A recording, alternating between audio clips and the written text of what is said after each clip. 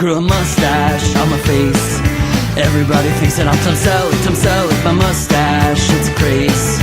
Everybody thinks that I can sell it. Girls love it, guys love it. Even my mom loves it. Girls love it, guys love it. Everybody wants to touch a girl mustache on my face. Everybody thinks. Good day to you. I'm Chaplain Jensen.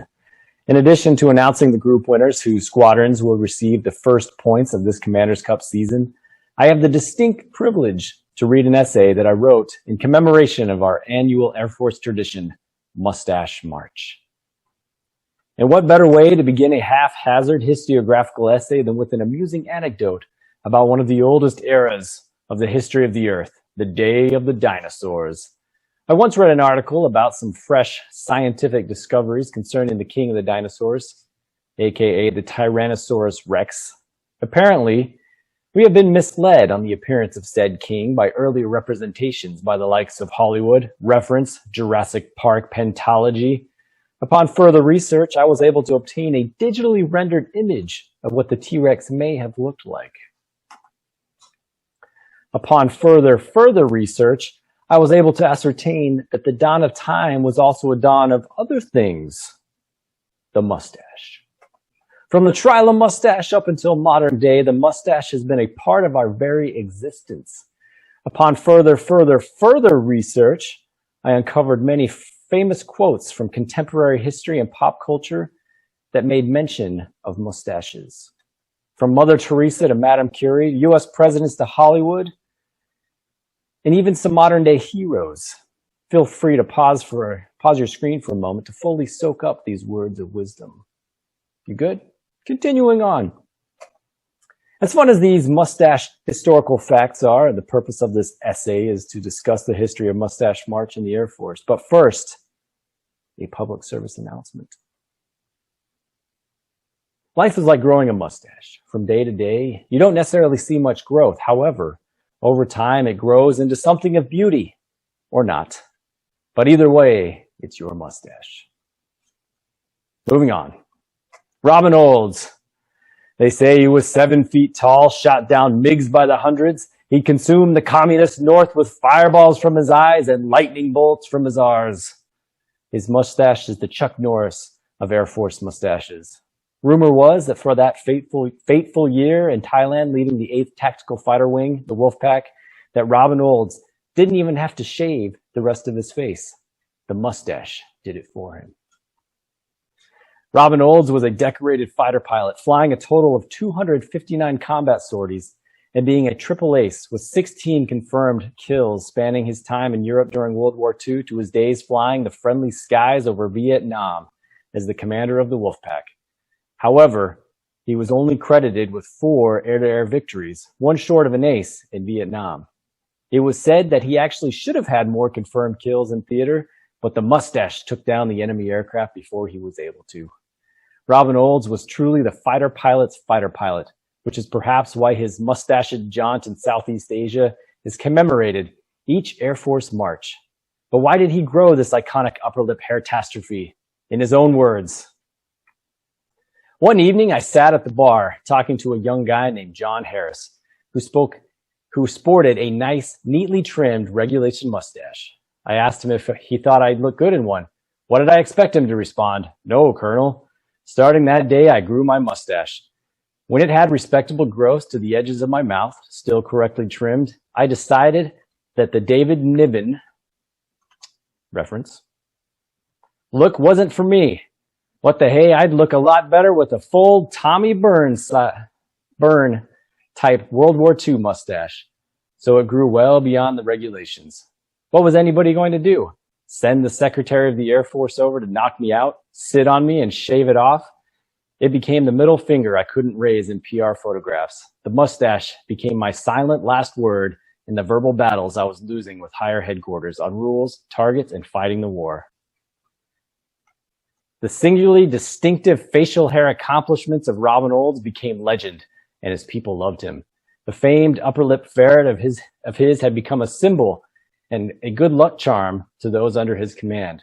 The stash was said to have many mystic powers and to be bulletproof, which is also one of the reasons deployed airmen And air crews often attempt to grow their own hairy-lipped caterpillars to help ensure overseas safety. And of course, what better way to commemorate leadership of this great American and his personal chia pet growing prowess than to grow and proudly display our own facial rodents. Although the reality is that most of the tiny shrubberies you see around the month of Mars, fitting since some of the stashes you may see can appear to be otherworldly, are probably better equipped to repel things other than bullets. However, in some cases, the addition of a mustache can drastically alter the way we see a person and may indeed have other mystic properties. This march may have been different because facial coverings have been hiding whatever secretive nature may be growing on one's upper lip. But once the mask comes off, a transformation can occur. For example, take some of our esteemed squadron and group leaders and some, air quote, convincing photographic evidence.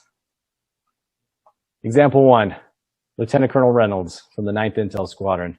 A consummate professional, wise and experienced, with a ribbon rack the size of a small nation. Add the mustache, and he looks like someone directly out of a well-regarded 80s TV series. For some of my younger audience, if you were to play Jeopardy, the question would be, what is Magnum PI?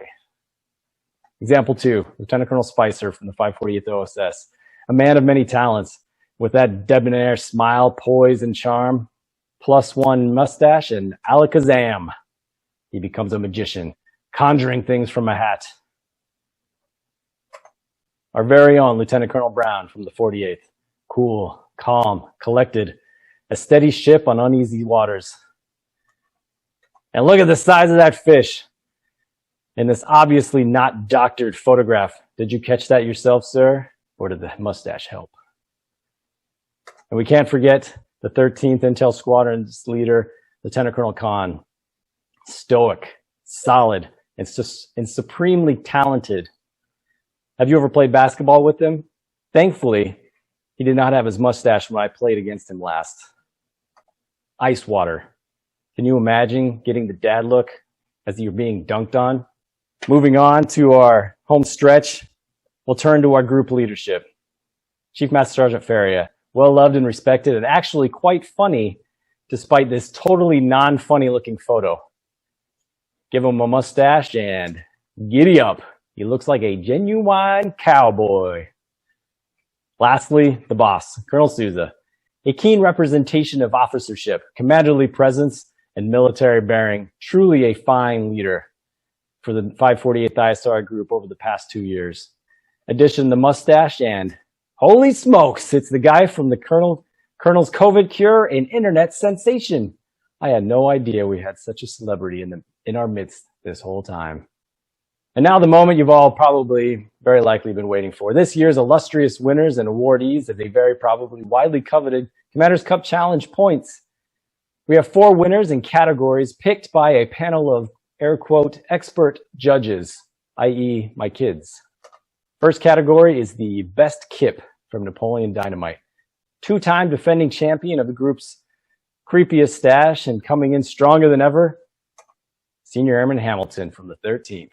Seriously, my friend, I think it looks better this year. It's coming in fuller in your rising years in age. Next is the tarantula category. This man had a COVID stash that went well into last summer before he finally yielded to the spider-like itchiness under his mask. But back for an encore this March, repping the 9th, is Tech Sergeant Shane Tippett.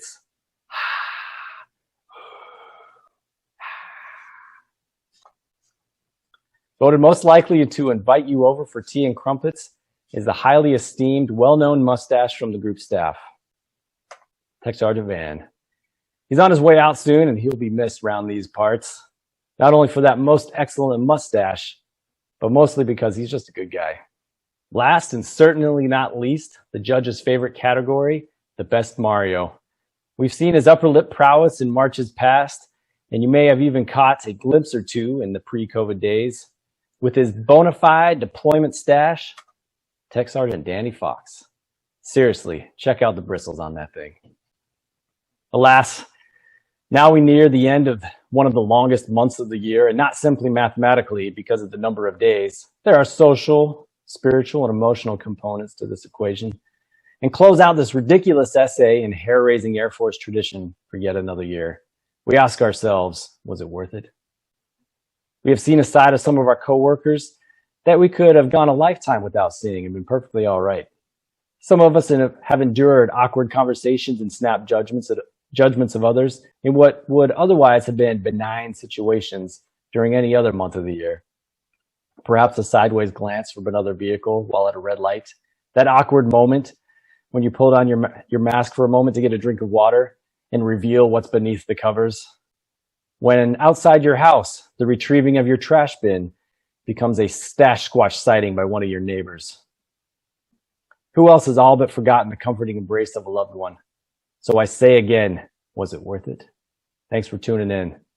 Time to go shave this thing off.